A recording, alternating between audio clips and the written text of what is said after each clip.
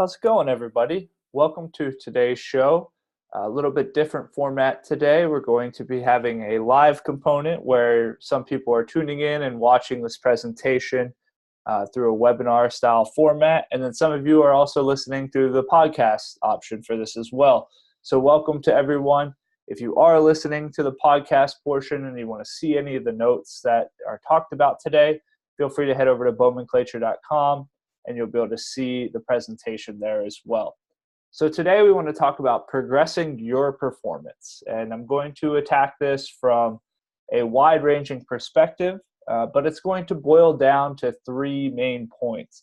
And if you follow any of my social media channels or anything like that, you'll probably recognize these 3 points from a short little video I did a few Fridays ago talking about the keys or the reasons that you might not be succeeding with your training. So today we're going to talk about 3 key points. And those key points to your progress of performance or progressing your performance are your assessment, the specificity of your training, and the consistency of your training. So when I look at a training program or if I meet with an athlete who seems to be struggling and can't really find their footing with their training and just hit that point of frustration, I like to look at what they're currently doing. I like to see what their training looks like, what has worked in the past, what hasn't, things like that. And it usually boils down to one of these 3 points as the roadblock to why they're not seeing the results they think they should be seeing. So we're going to go step by step through each of these, talk about them a little bit more in depth. We're not going to get too sciencey or anything on it today. If you want to go more into the science route, feel free to reach out. I'll happily go down that rabbit hole with you and enjoy it over a cup of coffee. But today I want to hit you with a couple key points that you can take and apply to your own performance program right now. And that way you can start getting on the correct direction to where you want to go, or even optimize your pathway a little bit further. So let's start with assessment. And we often think about assessment, especially me as a strength coach, or if you're a physical therapist or a swim coach, basketball coach, you name it, you often assess movement, right? We're always looking at movement. But a big piece of assessment is looking inward and looking at past attempts to achieve a certain goal. So I call this the look in the mirror phase. And it's very hard to do because sometimes we will give ourselves false information, or we're not going to be as clear with how true our intentions have been with our training program. But there's a couple key things you need to look at and sit down, and I like to pull out a notepad and think about this stuff. And number one, talk about the past. What have you done in the past? Has it worked, or has it not worked to the level you thought it should? What has worked in the past? What hasn't worked in the past? And then you also need to look at your consistency. How much consistency was in the equation for that last attempt? Were you doing 2 days a week of training? Were you hitting 7 days a week of training? How many minutes, hours throughout the course of the week? All of that type of stuff. You also have to look at your body type. Are you fighting your genetics? Are you utilizing your genetics at a higher level? For example, I come from a family of distance runners. I learned this a little bit later in my development, right around the end of high school, beginning of college, as I was starting to gravitate toward this field of exercise science. I learned that I had some really good family history of marathon runners or ultra endurance runners that were some of the best in their time, in their areas in the US at the time that they were running. And I had started to train for more of the strength sports and to develop power and things of that nature.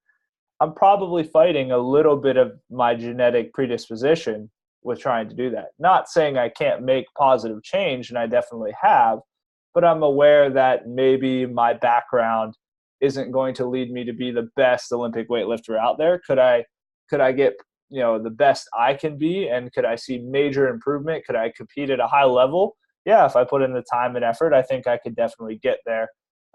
If I switched over to endurance running, which I've done in the past, my body morphs very quickly into the necessary body type for that type of endeavor. So I can even see that when I make a switch to go train for a marathon, half marathon, you name it, I can see my body change very, very quickly. Like it almost wants to slip into that type of training a lot easier than, say, strength training. So, you have to look at the genetic component, not that you can't make changes and make improvement, but it's something to be aware of and make note of. And then your training type. Are you training high intensity all the time?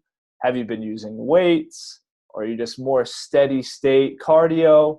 Are you just kind of having that aerobic base being built in the water if you're a swimmer? What are you doing? What phase of training are you in, or what does a training cycle even look like? What modalities are you using to help get you towards your goal? So those are all things you have to consider. And yes, we hit on a little bit of the actual training there and movement, but really a lot of that is just looking at your plan and your path, and has it worked? And then another one of my colleagues, Dr. David Wyman, he's a performance psychologist. He always hits me with this one. He says, you always have to ask yourself what you're not willing to do to achieve your goal.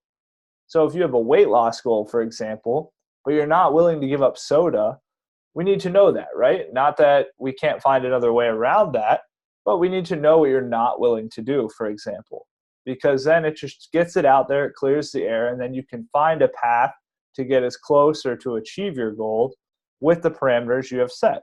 And then it makes it a lot more enjoyable of an experience instead of fighting all these different things all the time to get you toward your goals. Outside of that, looking inward, look in the mirror phase, you also want to assess your movement. And this is what I do a lot with athletes after I get past this, this look in the mirror phase. I want to look at how well an athlete can squat, hinge, push, pull, rotate, you name it.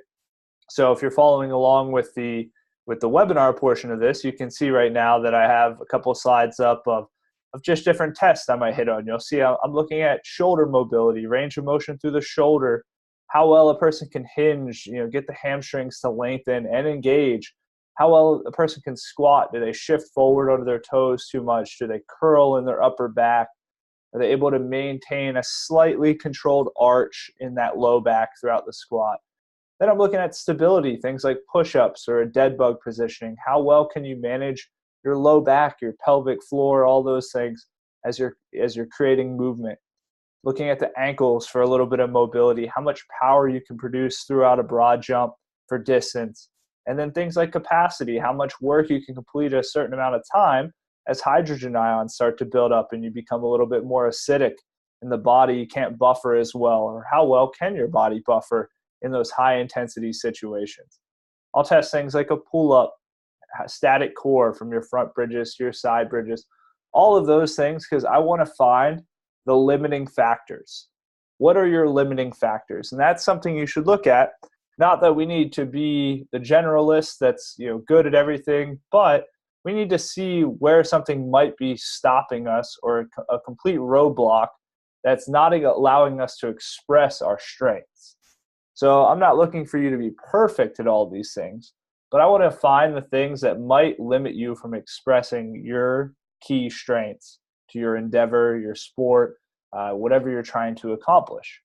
So use your movement assessment for that so that we can clear those things out of the way, so then your body is able to move more freely and help you achieve whatever performance you're aiming to achieve. So keep that in mind. You have the movement piece, and then you also have to look inward at your process and look at what has worked in the past and what hasn't worked in the past. And we overlook that a lot with the assessment piece. The last piece I like to test, and this all depends on the population I'm working with, I want to see power, strength, and form under fatigue. So I hit on those a little bit already. Power, simple test, is a broad jump. How far can you jump? Strength, how much weight can you lift for a certain amount of repetitions? A lot of people will use a back squat, for example, but maybe you're not comfortable with the barbell on your back. So you can do a goblet squat, holding a weight at chest level, a dumbbell at chest level. A deadlift with the barbell scares some people. You can do deadlifts with dumbbells. Figuring out what movement you want to test. So I want to test a squat and a hinge, for example. And then what variation can you use to get the results you want to get? Again, if you're following along with the webinar piece, you'll see here, I actually don't have any 1RM tests built out. So RM means repetition maximum, how much weight you can lift for one rep of a movement. Depending on the population, especially with like an aging athlete or a masters athlete, I want to stay away from the 1RMs just because there's a little bit higher injury risk there. And there might be, if it's the first time they're going through this testing and everything. I'm not really trying to push the envelope to the point where we're getting to that extreme high level effort for the movement when I can get pretty good data with a 3RM. So how much weight can you lift for 3 reps or 5 reps, for example? The injury risk is going to go down a little bit there. It gives me more time to assess the movement as well. There's a couple extra repetitions in there. It's a repeat effort, so I can see, okay, we did it 3 times. We're pretty comfortable with that. And then I'm just taking, like I said, that little bit of injury risk out of the way while still getting some good information there. Now, if I was training an Olympic weightlifter, power lifter, things like that, yeah, absolutely, we're going to work up to 1RMs from time to time to really test and see where we're at. For some other sports, depending on where you are in your life cycle, so the more masters athlete, I don't see it as a necessary thing to have to do that. All I want to see is progress at some point, and as long as I'm able to track that progress with some sort of metric, then we're all good to go. And then, as I said already, so we talked about power, talked about strength, then we talked about form under fatigue, which is something like managing that hydrogen ion buildup. So the simplest test I do for that is honestly just how many squats, bodyweight squats, can you do in a minute? And a good standard is 1 squat a second, so 60 squats in a minute. And that's a pretty tough number for a lot of people to hit because they can't manage that buildup of hydrogen. Their body cannot buffer as well as it needs to keep them working at a high level. And honestly, then the movement system just starts to shut down. So you're automatically starting to slow down. The example I use of this all the time, we've all been at that swim meet or a track meet where someone is leading, they're looking great, they turn for home, and all of a sudden their legs just look like they give out, and we're kind of charity clapping them back to the wall, right? You just see the lights go out, the performance is over, and they barely make it back to the wall or barely make it to that finish line. That's when that hydrogen system, that hydrogen ion buildup is so great that your body has to shut down and go at a lower intensity. So we want to keep that at bay as long as we can so that we can have the greatest performance possible. So we're going to take a step back here. We're going to talk about strength a little bit. So a lot of people that I work with are swimmers, triathletes, open water swimmers, and a lot of coaches I talk to in these sports are a little bit worried about strength, or a little bit worried about, if they build too much power, that if we're looking at the Olympic movements, your squats, your deadlifts, okay, that's detrimental to the swimmer, right? Or that's detrimental to the track athlete. And you have to definitely look at your population and see where too much muscle mass might be, something that deters performance or inhibits performance. But one example I really enjoy looking at is, 2 athletes that are rising to the top of their sport right now. We have Caleb Dressel, who is, a household name in the swimming world. He looks like he's going to be a supreme threat in 2020 for multiple gold medals. And then you also have someone like Saquon Barkley, who is a running back in the NFL, finished up his rookie season, had an amazing year. And if you look at these 2 guys and you put them side by side, Caleb Dressel stands about 6'3", 190 pounds, give or take. Saquon Barkley's about 6'1", 233 pounds. So a little bit difference in height, 2 inches difference in height, a big difference in total weight. And if you look at their body types, you'll see that Caleb carries a lot of his weight throughout the upper body. His legs look a little bit leaner. And if you look at Saquon, his legs look as wide as tree trunks, and his upper body is also very strong as well. It's a little bit more even throughout. So if you look at the body types, there's a little bit of difference there. But overall, these gentlemen look pretty similar except for the weight difference. Now, if I told a swim coach to pick, if we didn't even have their names or their faces, and I told a swim coach or a swimmer to pick a body type that they thought would be the faster swimmer, they would definitely pick Caleb's over Saquon's just because of how the lower body especially looks and just how they have seen previous performance in swimming. So let's look at their actual training numbers. And these are numbers, these are estimates overall. It's hard to find this data online, so it could be a little bit different here, but looking at training tapes and things like that, We could say Caleb has around a 300-pound power clean. We could say Saquon Barkley has around a 405-pound power clean. Okay, so now we're looking at a 105-pound difference in their overall strength, power output. Okay, so we're looking at a power movement. If we compared back squats, I'm sure it would be a similar difference, maybe even a greater difference there. But if you look at these two movements, so they're both power athletes. Saquon's trying to make a hard cut and get up the field as fast as he can. Caleb's trying to sprint as fast as he can wall to wall and call it a day. So we have a 105-pound difference here in this movement. So we're like, okay, well, Saquon, he's super strong. I'll hear this argument, that's too strong for a swimmer. That's too much weight for a swimmer. But the interesting thing is, once you actually look at their relative strength, so absolute strength is just the total amount of weight someone can lift. Relative strength is that weight in relation to their body weight. So how much can they lift in relation to their body weight? When you actually do that formula, it comes out to Caleb can lift 1.6 times his body weight, and Saquon can lift 1.7 times his body weight. So all of a sudden, they are actually a little bit closer in terms of their overall strength and power output compared to that 100-pound difference that, seems so great. Like a 100-pound difference would take years of training to catch up. And it's one of those things that it looks like this extreme difference. But then if you actually look at the relative strength numbers are pretty close, 1.6 to 1.7 times body weight. So yes, swimmers might not need this extra musculature, for example, or they might not need this extra size, but it looks like that relative strength number transfers from sport to sport. So keep that in mind. So this is a conversation I have with different athletes, from different sports. Yes, I might not need you to look like an Olympic weightlifter, a power lifter, bodybuilder, whatever, but strength is such a valuable skill and a valuable training parameter that you should focus on. And as we can see here, two totally different sports, two guys that are the leaders right now in their sports are quickly rising to that point of being the leaders in their sports. Their relative strength is very similar, okay? So keep that in mind. Strength is a very valuable tool.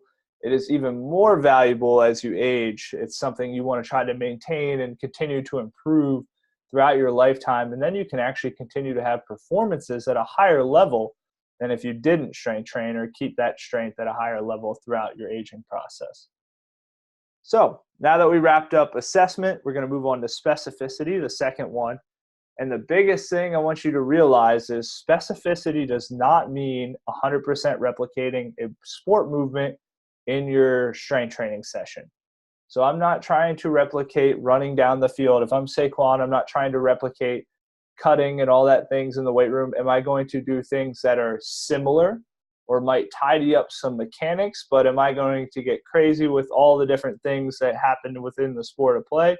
No. Am I going to try to challenge Saquon to, be able to respond to a ton of different stimuli that are stimulus that he's going to have when he's out on the field? Absolutely. And then I'm going to allow him to figure it out because he's going to figure out the best way for him to do that as well. For Caleb, am I going to put him on a Bosu ball and have him kick and pull and with resistance bands and things like that, replicating a freestyle stroke? Probably not. Am I going to work on vertical pulling, work on leg drive, things of those nature? Yes, I'm going to try to help improve those features of the sport of swimming. So don't get me wrong, you can get specific in certain ways, but don't go overboard with it or don't try to make it an exact thing. Can you train certain features of the movements that you're going to see in the sport? Absolutely. Can you do some change of direction things for a football player in the weight room? Absolutely. Am I super worried about making a kick-like motion on land? We can get close to it, but what are the features of that kick? All right, we need the quad strength, we need the hamstring strength, we need high velocity. Okay, so what can I do that helps create that type of movement pattern on land and it'll help transfer to the water? So keep all those things in mind and don't get caught up in making it look exactly like what you're seeing them do in their actual sport. Look at more of what they need to be successful in their sport. So for you, take that and comb through what you're doing. It doesn't have to be a perfect match. But if you need to be vertically strong, vertical pulling needs to be a thing. Okay, well then we probably need to work on pull-ups, right? Or some row variations. So keep that in mind as you're moving forward. One thing you can focus on is energy systems. And when I look at masters athletes or the aging athlete, this is where I see things go off the rails the most. It's just a misinformation or a miscalculation of energy systems. So I'll hear this all the time, especially in the swimming world, like, oh, I need to swim more. I just need more yardage. I need more volume. I'm not quite there. And yes, there's a time for volume. There absolutely is. But are you training slow to race slow, or are you training fast to race fast?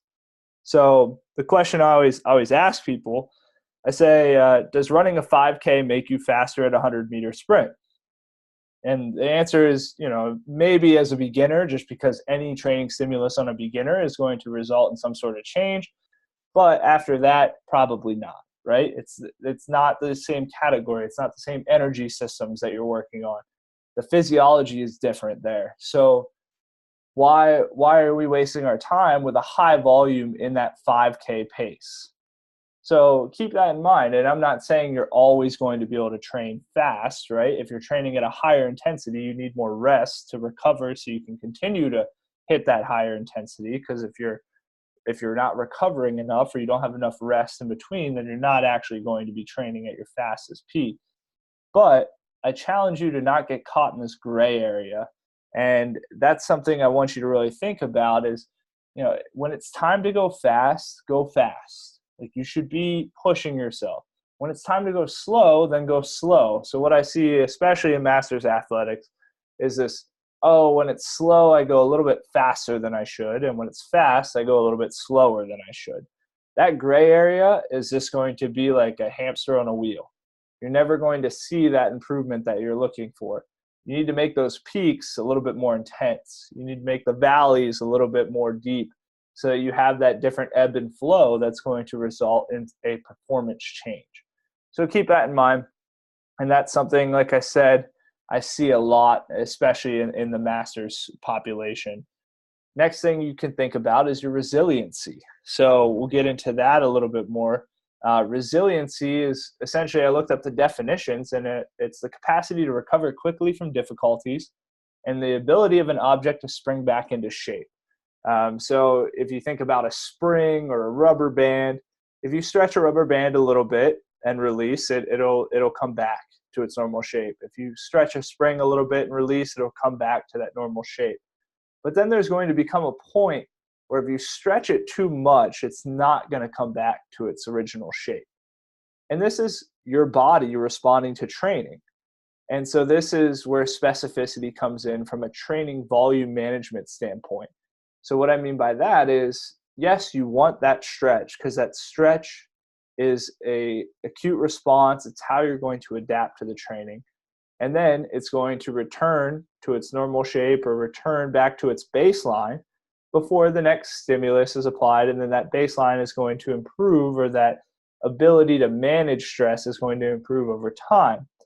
But if you stretch too quickly without that recovery in between, or that gradual progression in between, then it's not going to return to its shape. And that's where things start to fall apart a little bit.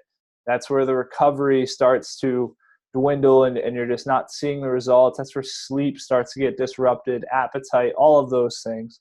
So keep that in mind. Yes, we want a little bit of stretch and recover. Stretch a little bit more, recover. And over time, we'll be able to stretch and put more load on our bodies, or we'll be able to progress, not even load, but intensity, things like that. Our baseline speeds that we're using for intervals will drop, will be faster than we were. Our fast will be our new slow, all those types of things over time.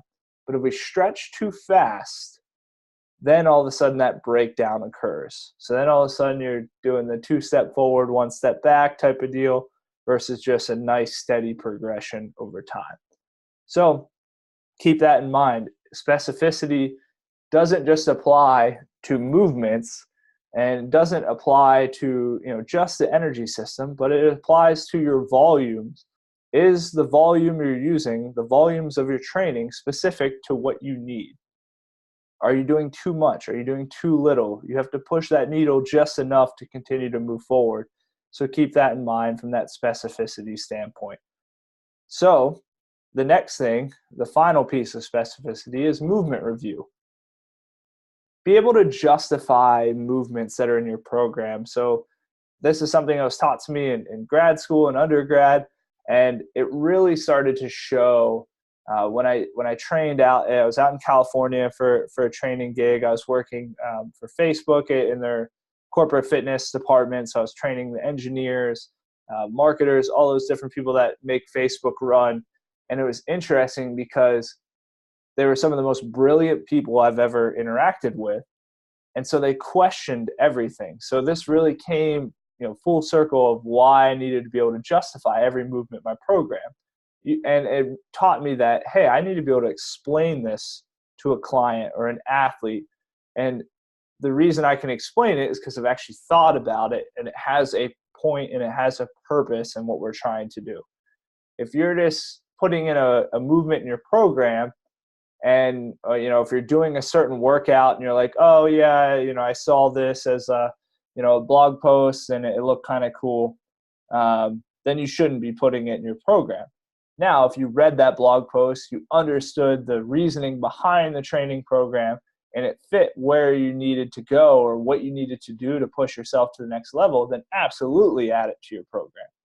But make sure you can justify why you're doing something.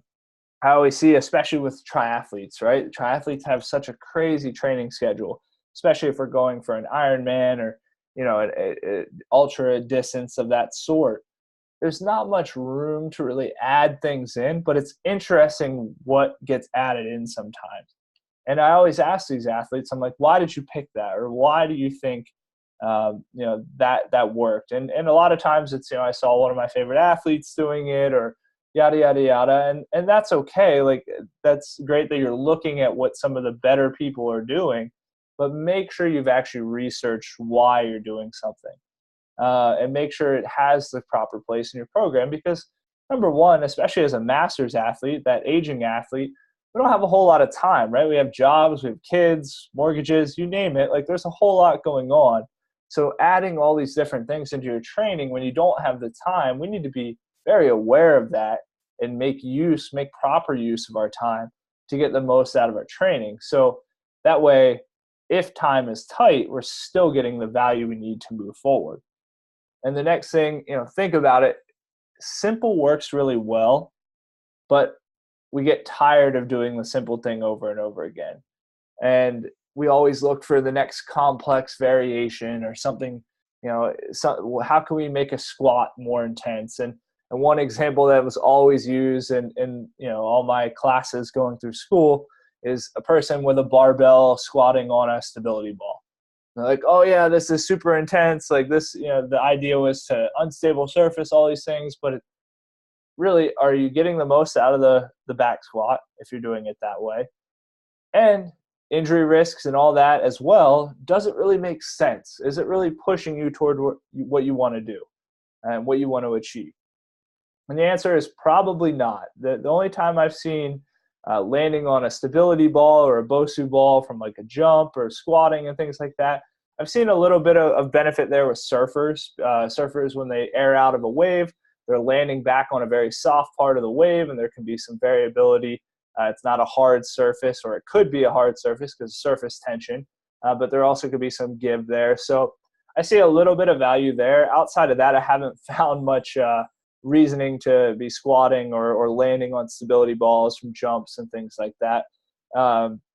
So it's something to keep in mind. Like, yeah, it might look cool. It might look like a great trick, but is it really necessary to get you toward your goals? And is the risk really necessary? One thing that I've learned over the years, just not getting injured is a great tool to move forward with your training. So keep that in mind. If the goal is just to not get injured and keep progressing as well as we can with the resources we have, then you have to look at that risk of, does this movement really make sense? And it's the same thing with the Olympic movements. So I really like the snatch and the clean and jerk. Those are two of my favorite things in training. I love the Olympic lifting movements. However, I know they have a place. And if I'm working with someone, especially in a remote capacity, and I'm not there to coach them up on the movement, I can get a lot of the similar benefits of a snatch or a clean and jerk from a vertical jump or a broad jump or a medicine ball slam. And those things are very easy for someone to pick up on their own without the intricate movement of a snatch or a clean and jerk. Is there value with those movements? Absolutely. And if I have the time and the resources and it's the right fit, I will definitely teach them to someone. However, if at a certain point in training, our goal is just to get some of those similar benefits, there's plenty of other options out there that don't have the same amount of risk or time investment to learn the movement as well. So keep that in mind. Be able to justify your movements, and don't be afraid to be a simple programmer. One of the greatest stories I've heard recently, I was listening to a podcast, and Alan Stein, a really well-known basketball strength conditioning coach, he's now made the jump into helping businesses and things like that, but he's worked with USA Basketball, and he told a story on this podcast about early in his career, he got the chance to go watch Kobe Bryant practice. And Kobe had his own private workout, I think started 2 hours before the actual Lakers practice started. And Allen was so excited to go watch Kobe practice. He was like, man, I'm going to figure out all the secrets of the world of basketball. Like, I'm going to understand why Kobe Bryant is such a great player, an all-world player. And Allen went to this practice, and he watched Kobe practice basic moves for 2 hours. Basic moves very intensely, but basic moves over and over and over again. And at the end of the practice, Allen was like, Kobe, like all you did was practice the basics. Like, how did you become such a great player? And Kobe's response was, it's because I practiced the basics over and over and over again that I become such a great player. So keep that in mind. Like, that maybe, we get caught up in the fastest track to get there, but maybe the people that are the best at things are the ones that just do the simple stuff over and over again very well and very efficiently. So something to kind of nibble on there. The last piece is consistency. And this is my hard-hitting question of the day, because it's a very tough one to answer honestly. And if you do answer it honestly, it's one of those things that it might not feel the greatest. And simply put, have you been consistent enough to achieve your goals? And that's just the honest thing you have to ask yourself. And, if you set these lofty goals, that's fantastic. But understand those goals require the attention, a certain level of attention to achieve and to unlock that performance level. So you have to be honest with yourself and ask the question, have you been consistent enough to achieve your goals? And if the answer is no, it doesn't have to be the end of the world. This is the next piece of that. The answer is no, well, then what do you need to change to achieve that goal? Or how does the goal need to change to something more attainable right now, and then that's something we can build upon moving into the future?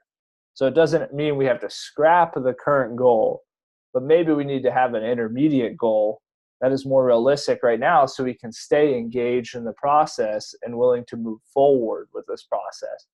Because sometimes we'll set these awesome goals, but they are such massive goals, and then we start to see them slip away, and then we just give up.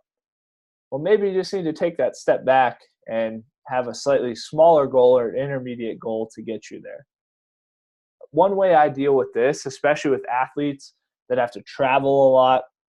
So if I'm working with a master swimmer, for example, that has a traveling sales job, or is traveling a lot for work, it is very hard to stick to a consistent schedule that looks beautiful on paper. But that doesn't mean we can't achieve improvements in performance. So one thing I try to do is, number one, start shifting away from this training volume, focusing on daily training volume versus weekly training volume. And what I mean by that is, say you have a session planned. So I have, if you're watching here, I have a couple of sessions pulled up. Say you have a session planned for Tuesday, but you just don't have the time to get through it on Tuesday. but maybe you can get through half of it on Tuesday. Great, get through half of it on Tuesday, save the other half for Wednesday. So then all you're doing is you're just shifting a little bit of that training session over to a second day. Yes, does that disperse the load a little bit, maybe mess with recovery a little bit? Potentially there, and that's something we have to monitor. But you still got the same amount of work done, even if we had to break up that Tuesday session into 2 days. Is it ideal? Maybe not. But is it getting the job done for the situation at hand? Absolutely. So you have to keep that in mind as you move forward. Same thing, you might try for Tuesday, Thursday, Saturday. It might turn out to be Tuesday, Wednesday, Friday. And again, that's not, maybe the perfect plan of attack. It might not, fit the bill just right or anything like that, but it's still progress, and you're still looking at this weekly training volume. So then when you get done at the end of the week, you're like, well, I got done what I needed to get done. Might not have been on the days that we exactly wanted it, but it was still done, and that weekly training volume is good to go. Then we can improve that weekly training volume over time and probably still see some improvement. Will it be exactly the same improvement if we followed a plan to perfection? Maybe, maybe not, but the goal is to keep moving forward, right? We didn't just scrap the goal because we couldn't hit the plan as it was written. So be willing to have that little adjustment there. And then if you see that it's a constant thing, or you can't get in a training session of that length on any day of the week and you're starting to fall behind, then you make that little pivot. Maybe we go shorter training sessions on multiple days of the week, Tuesday, Wednesday, Thursday, Friday, Saturday, but they're 15, 20 minutes each. Again, weekly training volume is still going to add up to where we need it to be to drive some performance. And that's where I see a lot of people getting trapped. They start to think, I didn't hit my training session this week. Well, could you have done anything? Could you have done a little bit of it? It's still going to help progress you forward. So don't just throw everything out at once. Maybe take a small step and then progress over time. So a little bit hard hitting there at the end with the consistency piece, but it's a key point to think about and definitely warrants, that reflection of, have I honestly been consistent enough to achieve my goals? And if not, what changes do I need to make? So your next steps, they look like this. Number one, you need to review your past training and find those pitfalls and find what worked as well. And then I challenge you to actually write out a plan of action for when these pitfalls start to arise again. So if you're going to wake up one day and you just don't want to get out of bed and go train, well, what are you going to do to make sure that that doesn't send you down a spirally course of not training at all? Have that written out. Have a plan of action. Work through these limiting factors that you've encountered in the past so that when they arise again, you're like, I already have the game plan. I already have the playbook right here. Next piece after that, cut the unnecessary pieces. If something in training just doesn't make sense or it seems to be a waste of time, it probably is. So get rid of it. We don't have time to waste. So let's not waste it on unnecessary things. And then reassess every quarter. Just see where you're at, see what you need to change. Don't wait for a whole year to pass before you're kind of looking back and seeing how things are going. Not that we have to change everything again in a quarter, or looking back, but we want to have check-ins so we don't get too far off the path and without any changes being made. But if things are moving along smoothly, then keep it going. So if you want any more resources to help with this, I recommend going to bowmanclature.com and clicking on featured content. I have a couple quick videos there where I break down a couple of these key points. There's also some different exercises and movements you can add to your programming there. You can also learn more about the training programs we have. You can read the blog, the podcast, where this will be hosted as well. So you can always go and review the past episodes of different ones that I've had up there. You can also sign up for a newsletter. So I send out a newsletter every couple of weeks, just of the different things going on, different tips, all of that. And so you can all see it there at bowmanclature.com. Thanks for tuning in today, and I hope you took away some key points that you can apply to your programming.